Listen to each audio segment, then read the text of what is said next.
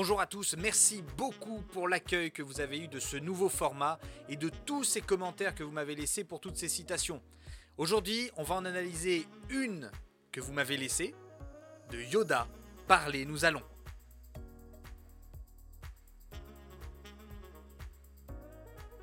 La peur mène à la colère mène à la haine mène à la souffrance. Tu vois ici, Maître Yoda se permet de faire un cours de ce qu'on appelle la psychologie rationnelle des passions. Qu'est-ce que c'est ? C'est un discours rationnel que l'on va poser sur les émotions que tu peux vivre à l'intérieur de toi. Ici, on va essayer de lier deux passions entre elles. Maître Yoda va d'abord parler de la peur. La peur, c'est ce que nous ressentons face à un mal que nous jugeons invincible. C'est l'énergie qui va devoir nous conduire à la fuite. C'est en soi assez positif. En effet, éprouver de la peur, c'est ce qui, en proportion raisonnable, nous rend capables de fuir un mal qui pourrait nous tuer. Mais suppose un instant que tu es devant un énorme sanglier et que tu ne peux pas fuir. Deux solutions s'offrent à toi, soit la panique, soit la lutte. Et quelle est l'émotion qui va émerger ? La colère, franche et violente, pour porter secours à ton individualité qui doit lutter contre quelque chose de dangereux.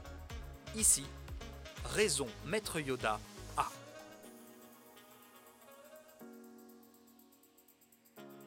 Oui, je sais, on passe à la troisième partie de la proposition, on se calme, pas de colère, c'est qu'on va sûrement revenir plus tard à la deuxième proposition.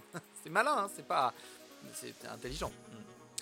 Donc la haine mène à la souffrance. La haine, c'est la passion que nous éprouvons vis-à-vis d'un mal perçu comme complètement indésirable et qui nous fait nous mouvoir à l'opposé de ce mal.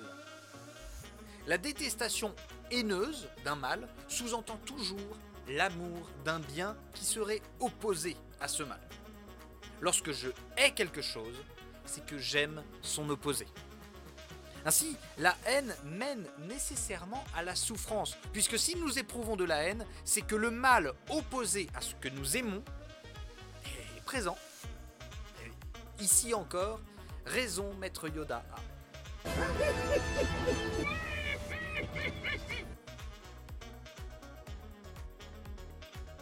Tu vois, on arrive à la deuxième partie de la proposition, comme quoi il n'y avait pas besoin de s'énerver.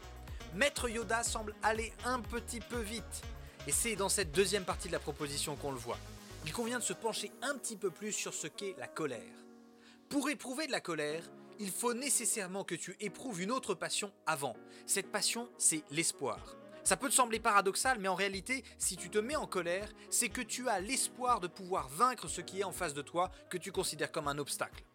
Ainsi, la peur peut mener à la colère si la personne possède l'espoir d'échapper à ce qui lui fait peur. Si ce qui te fait peur, c'est un sanglier, quand tu l'as en face de toi, si tu te mets à avoir de la colère et de la lutte, c'est qu'en réalité, tu as l'espoir de pouvoir le vaincre. Cependant, la colère ne mène pas à la haine. Tout ça change. Désolé Maître Yoda, si la haine est présente, elle l'est avant la colère. La haine s'appuiera sur l'espoir pour pouvoir détruire ce que nous considérons comme un mal. Et elle va essayer de déclencher la colère. Ainsi, la haine peut mener à la colère, mais pas l'inverse.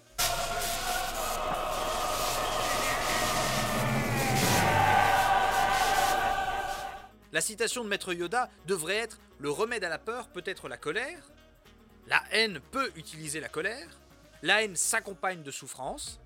Mais en réalité, Anakin aurait eu pas grand chose à faire de cette citation. Je vais avoir 3 ans. Franchement, je m'en fiche. Ainsi, le raisonnement de Maître Yoda ne fonctionne plus.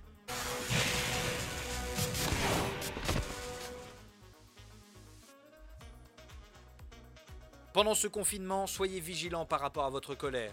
Certains vont peut-être essayer de l'utiliser, soit en la gommant complètement, en vous maintenant dans la peur et dans le désespoir, soit en l'utilisant en permanence en ayant la haine comme motif, contre un mal qui n'est pas forcément véritable. La conséquence de cela, c'est que vous allez vous épuiser à éprouver une colère qui ne sert à rien, ou alors à désespérer à force de ne plus en éprouver du tout. Soyez toujours dans la vertu, c'est-à-dire dans le juste milieu. Mais comment reconnaître le bon côté du mauvais ? Tu le sauras quand tu seras calme, en paix. Je vous remercie infiniment pour l'accueil que vous faites de toutes mes vidéos et de tous les abonnements qui s'enchaînent.